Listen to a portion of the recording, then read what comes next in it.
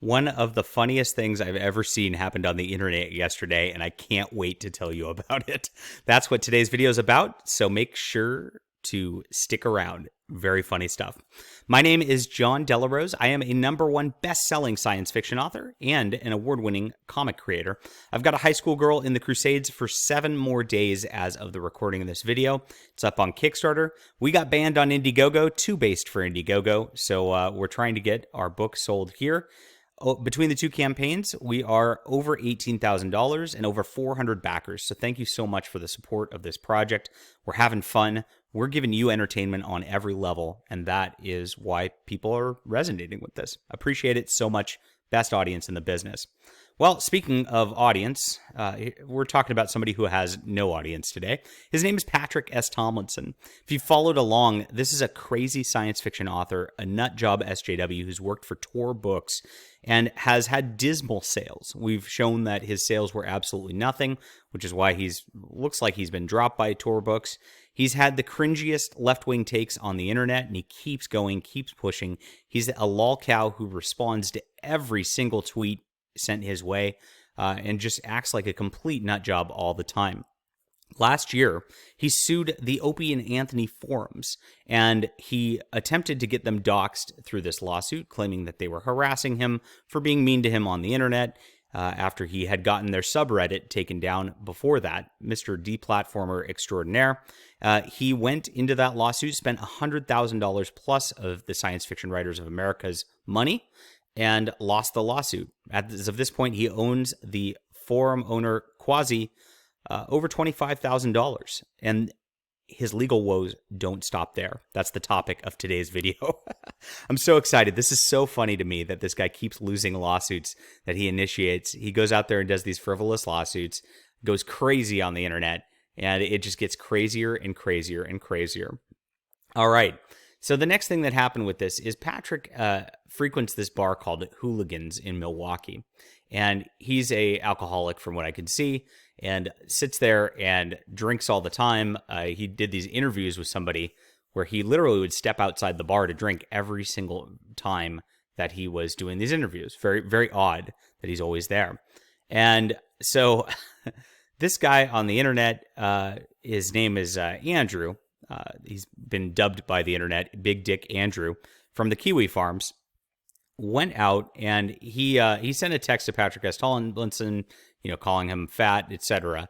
And then eventually this Andrew guy ended up at Hooligans because I guess he's from the area. Now he went there, took pictures at Hooligans, laughed about it, bought a drink, and went home. Now this is just going to a bar. So he didn't do anything wrong. He didn't do anything. He didn't go to Patrick Tomlinson's house. He went to a public bar, had a drink, bought a drink, went home. Now, the guy was drunk. He went in there and all that. And of course, posting it was a drunk move, which was kind of dumb. But Patrick Tomlinson found this. The guy doxed himself because of that.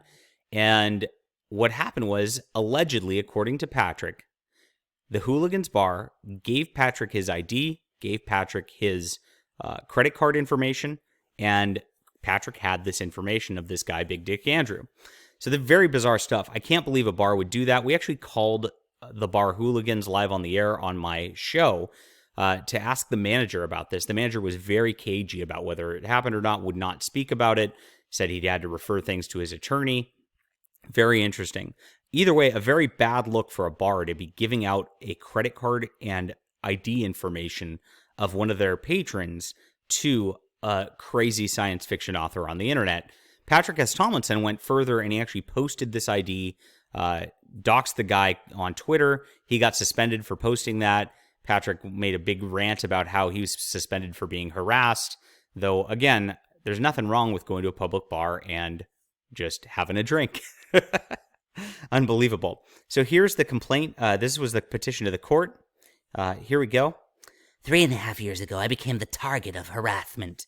There were false police reports, impersonations, harassment through the mail, threatening voicemails, emails. This has been going on every day for 3.5 years, child.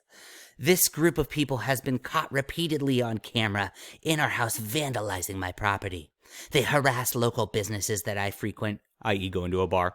They have threatened to rape my wife, kill my pets, and burn my house. Andrew is the first of them who identified themselves. He drove from his hometown to Milwaukee. He drove to the bar that I frequent. He came after constant harassment, telling me he would show up and kick my ass. Now, allegedly, and Andrew showed this to the court during this, Patrick actually was the one who threatened to fight Andrew over this situation. And Andrew laughed about that and said he'd kick his ass in return. So while Patrick is framing this as an attack on him, again, Patrick is the one who escalates this stuff to make it weird when Andrew just went to a bar, and that's all he did. By the time he got there, I was home. Wait, so he was at the bar before? Always at the bar, Patrick. You need to drink a little less of that Coors Light, buddy. Oh, well, we can leave that alone for now. A few days later, police were called for a statement from the witness. Andrew also texted me a picture of his license and also used his debit card at the bar. He has since continued to text and threaten me.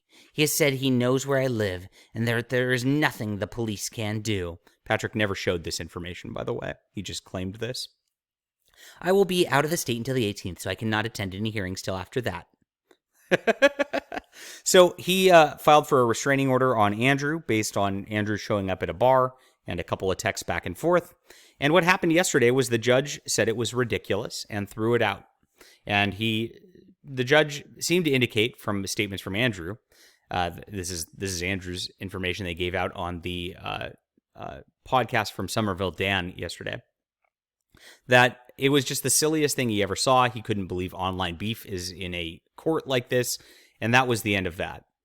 And Patrick went crazy, of course, during the hearings, according to Andrew. Talked about how people have accused him online of grinding up black children into pepperoni in his basement. I shit you not, he talked about this in court.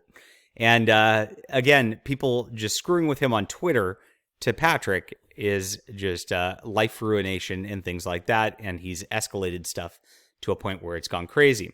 Again, Andrew showed the information where Patrick actually was the one who initiated violent threats, and this ended up being thrown out because of that. So absolutely funny stuff.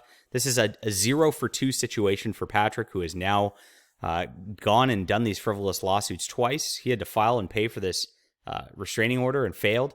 And of course, Patrick is livid about this, going crazy on the internet. So we'll be following the situation because I'm sure it's not going to end here. I'm sure there's going to be even more of this stuff. Now, I remember my instance with Patrick was when I was going to Worldcon in 2018. And Worldcon banned me. They libeled me, calling me a racist bully on their website. And they actually were forced to apologize for that libel and pay me for it. Again, these people are zealots and go crazy with these court cases. And instead of acting like normal people and just treating people normally, they just blow their money. They also blew more than $100,000, according to them, on court fees and etc. because of their just complete idiocy and complete wanting to destroy people's lives who don't vote the same way they do. That's all it comes down to at the end of the day. Well, there was a protest that was organized at Worldcon because Worldcon has a high association with pedophilia based on past instances that have been reported at their conventions. And the protest, run by Aaron Sith, who's a transgender activist against pedophilia, was then counter-protested by Patrick S. Tomlinson and his friends. Patrick S. Tomlinson called me and the people protesting Nazis. He threatened them. He acted like he was going to be some big shot doing things like that. And that's my interaction with Patrick S. Tomlinson. He always inserts himself in these situations. He always presses on the wrong side of things. And it was very odd that he ran a counter demonstration against being against pedophilia. I don't get it.